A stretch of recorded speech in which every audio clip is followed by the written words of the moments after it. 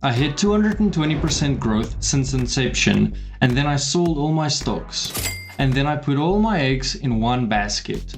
One gigantic trillion-dollar basket. I outperformed this top 40 South African stocks by a staggering amount. But I sold my stocks after hitting an all-time high.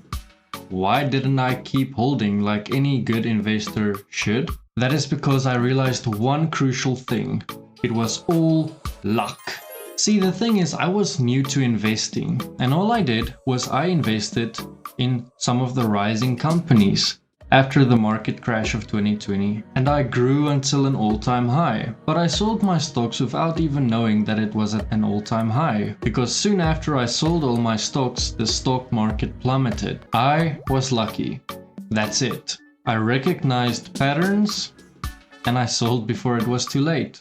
But now I'll tell you where I reinvested my stocks and why you should probably be doing the exact same. See, volatility in the market is bound to happen, and no one can predict when it will happen. And unless you want to be in an endless cycle of buying the highs and selling the lows, aka making constant losses, then you need to watch this video all the way through. I will guide you to make consistent growth in the long run and why it's so important to be a disciplined investor.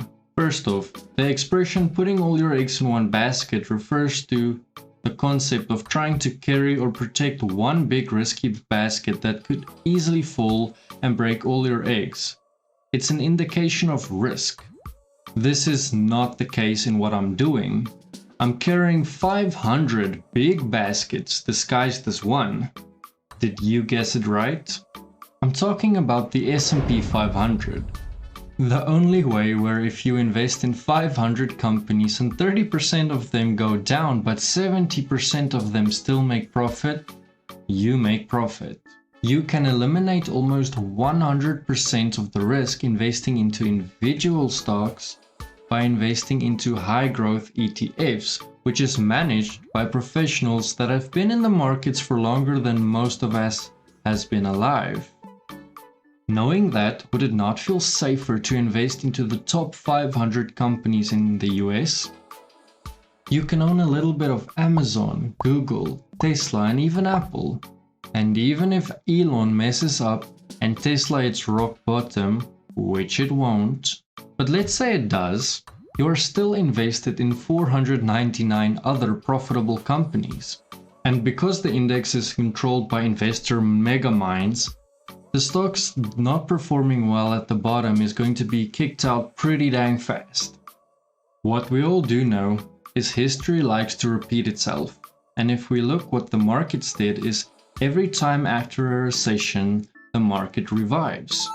If you're 65 watching this video, it's probably not the video for you. But if you're young, 20s, 30s, even 40s, this is exactly the video for you. You have something everyone envies, and that's time. Over time, you can build off of one of the greatest discoveries of mankind, and that's called compound interest. Now let's talk about compound interest. Albert Einstein once called it the eighth wonder of the world. Why?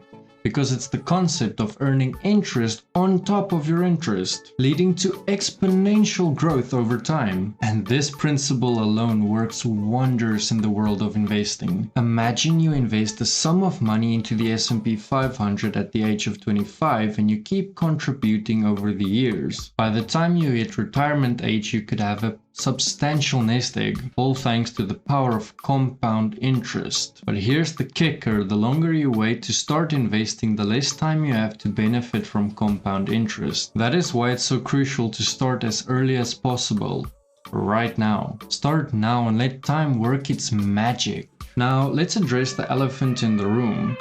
Volatility. Yes, the market can be volatile, and it's natural to feel uneasy during turbulent times. However, Trying to time the market and pick individual stocks based on short-term trends is a risky game that few can win consistently. By investing into the S&P 500, you're basically betting on the success of the United States economy, and history has shown us time and time again, despite temporary setbacks, the market tends to trend upwards over the long run. But what about those who argue for diversification beyond US stocks? It's a valid point, and diversification is indeed important. That's why many investment portfolios include assets beyond just US equities, such as international stocks, bonds, and even alternative investments like real estate or commodities. However, for the average investor looking for a simple and effective way to grow their wealth over time, the S&P 500